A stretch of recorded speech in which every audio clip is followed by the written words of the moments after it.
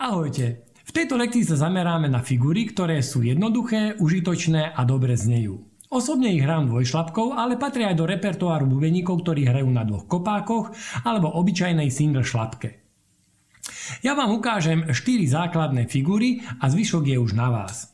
Nezabúdajte, že muzika nie je o figurách a komplikovaných breakoch, preto používajte aj tieto figury s muzikalitou a v súlade s muzikou a štýlom, ktorý hráte. Prajem vám veľa šťastia.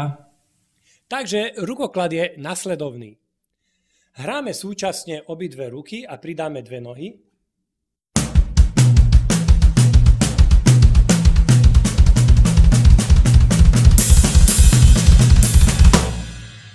Potom dve ruky, dve nohy.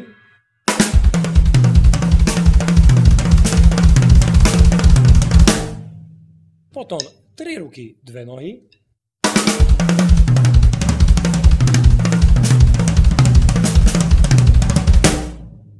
A na záver 4 ruky, dve nohy.